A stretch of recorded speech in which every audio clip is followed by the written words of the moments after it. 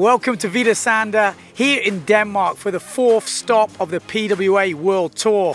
It's the newest stop on tour and what a place it is. On one side we've got the open ocean, which is perfect for surfing, supping and wave sailing, and on this side where we've got the PWA competition, it is flat water heaven. Day one served up some typical autumn Danish conditions. We had 14 to 20 knots. There was a bit of rain around, there was some cloud, but it was just some great slalom action. All the guys and the girls got through one elimination.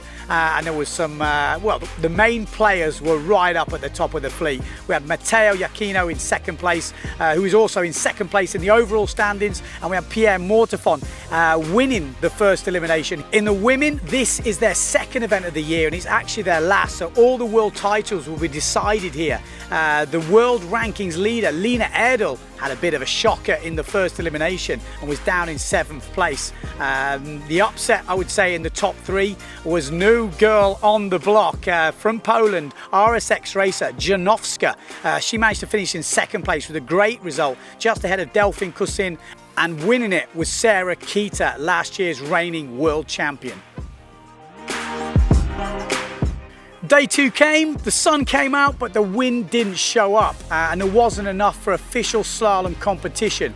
So what we thought we'd do is we'd go to the harbour, the crowds are out, and we put on a freestyle showdown. Well, it's rude not to when you've got reigning World Tour leader Amado Vrieswijk, you've got Tati Frans and Dutch hotshot Davy Scheffers.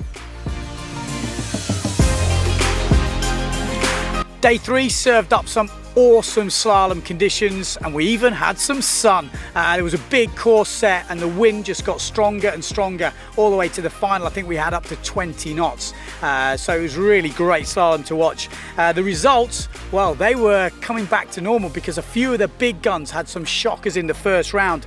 Williams, Van der Steen, Frans, Antoine Albo, all in the 20s to 30s had shockers in that elimination one, but in elimination two they came back strong.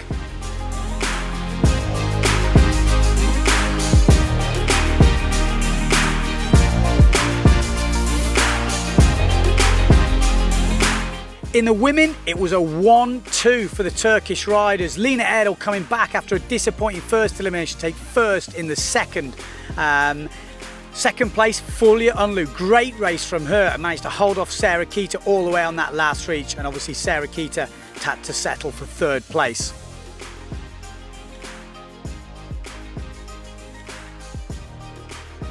In the afternoon, we started elimination 3, and with the forecast not looking good for the rest of the week, we really needed to get through this elimination, but it wasn't to be. They tried, and they tried, but it just wasn't enough, and we only managed to get halfway through.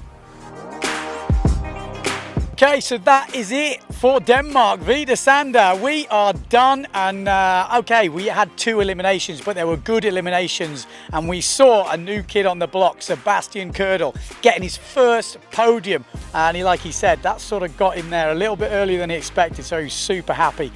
Second place, Pierre Mortefon, another, again, solid result for him. He won that first elimination, didn't quite get it together in the second, ended up second, and Matteo Giacchino managed to snag that first place, and that has catapulted him right to the top of the overall standings, just on equal points with Mortefon, and it goes on countback. So really interesting stuff in the men's fleet. In the women, wow, Sarah Kita offering, she ended up winning this competition. That was enough to get her the overall title. In second place, Delphine Cousin. It wasn't enough to get her into the second place, and Lena Erdl ends up in second in the overalls, and Delphine has to settle for third. So there you go, that's it for Denmark. We'll be back next year. What a great place, and we can't wait.